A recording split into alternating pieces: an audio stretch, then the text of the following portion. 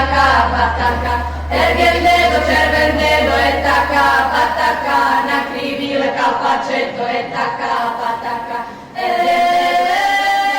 taca, dum, taca, taca, pataca, nacrivi il calpacetto e taca, pataca, nanna dole, taca, pataca. Мой рассказ будет посвящен чешско-словацкой подгруппе, а точнее чешскому языку. Формирование чешского языка в связи с историей чешского народа. В истории чешского народа языка традиционно выделяют три периода. Древнечешский период, со времени выделения чешского среди других западнославянских языков до 1500 года примерно. Данный период разделяют на два этапа – дописьменный и письменный. Второй период – это старочешский, с XVI века до первой половины XVIII века. Иногда в рамках среднечешского периода выделяют культурно-письменный язык XVI века, гуманистический чешский язык. И язык последующих 1,5 веков – это барочно-чешский язык. Третий период – это более современный новочешский период. С начала чешского национального возрождения во второй половине XVIII века литературный язык начального этапа новочешского периода. До настоящего времени этапа функционирования современного чешского языка. Развитие чешской государственности. По сходному с польским историческому пути развивалась государственность чешской ветви западнославянских народов от раннефеодальной монархии к сословной. Развитие это было осложнено тем, что с X века Чехия попала в орбиту влияния Священной Римской империи и политического верховенства германских императоров. Такая связь быстро привела к утрате чешским государством своей политической самостоятельности. Памятники письменности. Киевские листки. Киевские листки. Вот они. Или киевский миссал. Отрывок обедни по римскому обряду на 7 пергаментных листках. Найдены Срезневским в 1874 году в библиотеке Киевской духовной академии, куда памятник попал из Иерусалима. Парижские отрывки. Парижские отрывки – это достаточно поздний памятник, конец XI или начало XII века, являющийся сборником церковных песнопений. Найдено в Праге в библиотеке митрополитского капитула. Памятник отражает ряд чешского языка. Мариинское Евангелие. Вот оно здесь есть. Мариинское Евангелие – это четверо Евангелия, вывезенное Григоровичем из Афонского монастыря Пресвятой Богородицы Марии в 1845 году. Рукопись состоит из 173 листов, но недостает 6 первых листов.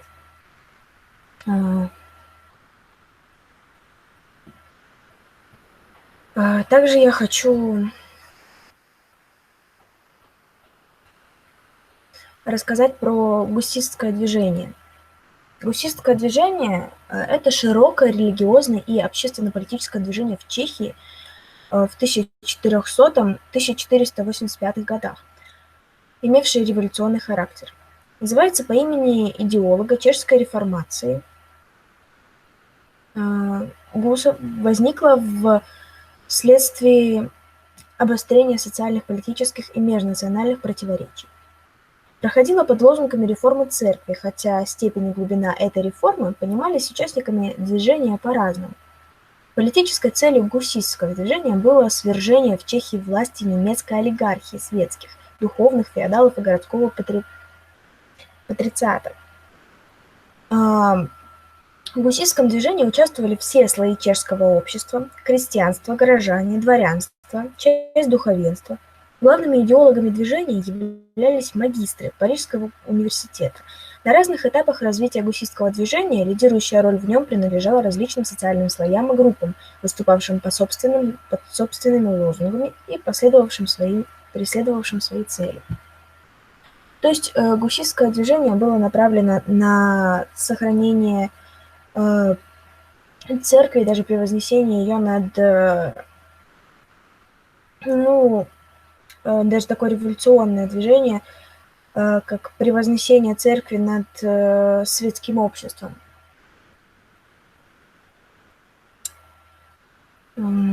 Чешские братья. Моравские братья. Чешские братья, моравские братья. Протестантская деноминация, выросшая из движения гусистов, последователей чешского реформатора Яна Гуса. Организационно-религиозная община чешских братьев оформилась в 1457 под названием «Братское единение». Единственным авторитетом в вопросах веры, религиозной практики и церковного устройства считалась Библия. Движение чешских братьев было быстро распространено все слои чешского общества: крестьянство, горожане, дворянство, часть духовенства. Главными идеологами движения являлись магистры Парижского университета.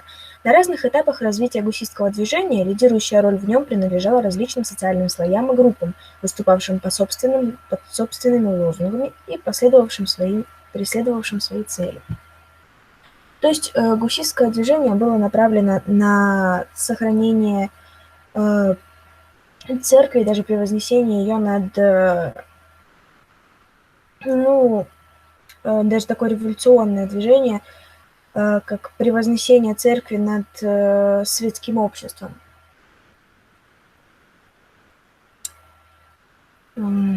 Чешские братья. Моравские братья.